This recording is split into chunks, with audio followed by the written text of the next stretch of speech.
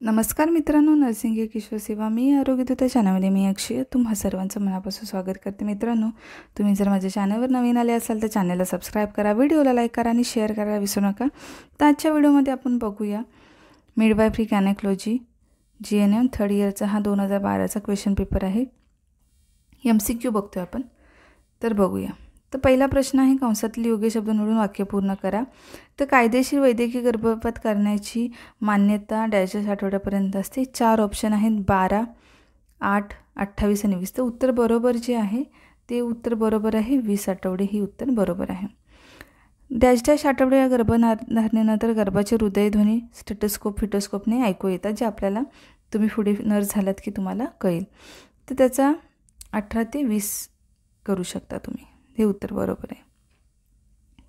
Placenta बाहेर आल्यानंतर डॅशमुळे रक्तस्राव नियंत्रणात येतो। तर जिवंत बंधने हे उत्तर बरोबर आहे। Fundal pressure, head low position, broad ligaments याच्यामुळे नाही, तर जिवंत बंधने आहेत त्याच्यामुळे।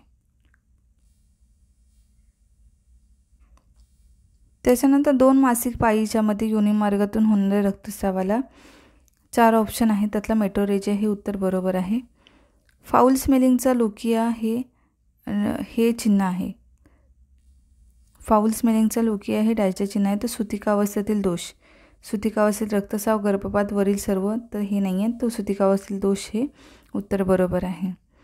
त्यानंतर आहे योग्य जोड्या लावा।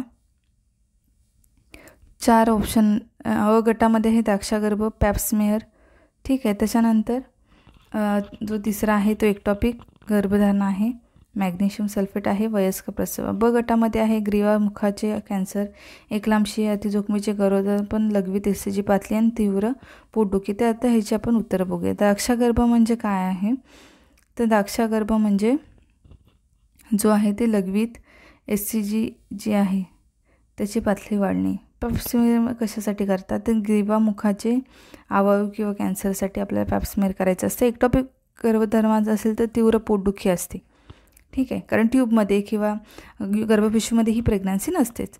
मॅग्नेशियम सल्फेट जे आहे ते येतं एकलांशिया। आणि वयस्क प्रथम प्रसवा, अतिजोखमीचे गरोदरपण असेल, वयस्कर जर प्रथम प्रसव असेल तर ते गरोदर अतिजोखमीचे असते। आता खालील विधाने चुकी बरोबर लिहा। गर्भाच्या नाळीमध्ये 2 नीला व 1 रोहिणी असते, हे चूक आहे। त्यानंतर गरोदरपणाच्या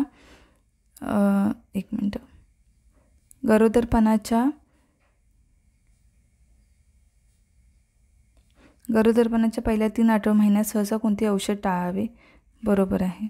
अल्ट्रासोनोग्राफी गरोदरपणात करणे धोकादायक असते, चूक आहे, हे फॉल्स आहे। जरायू दर्शनामध्ये जरायू हा गर्भाशयाच्या वरच्या भागात रुजलेला असतो, हे पण चूक आहे, फॉल्स आहे ते। त्याच्यानंतर मुखदर्शनामध्ये स्वाभाविक प्रसूती होऊ शकते, हा प्रश्न आहे। मुखदर्शनामध्ये स्वतः हे बरोबर आहे। 5वा, मुखदर्शनामध्ये स्वाभाविक प्रसूती होऊ शकते, तर बरोबर आहे। हे इंग्रजी आहे, जे तुम्हाला इंग्लिशमध्ये क्वेश्चन पेपर हवा असेल तर तो इथे असं मी लिहिलेलं आहे, ठीक आहे। तर अशा प्रकारे हा आजचा व्हिडिओ होता। लवकरच भेटू आपण पुढच्या व्हिडिओमध्ये, तोपर्यंत काळजी घ्या, मस्त राहा, स्वस्थ राहा, धन्यवाद।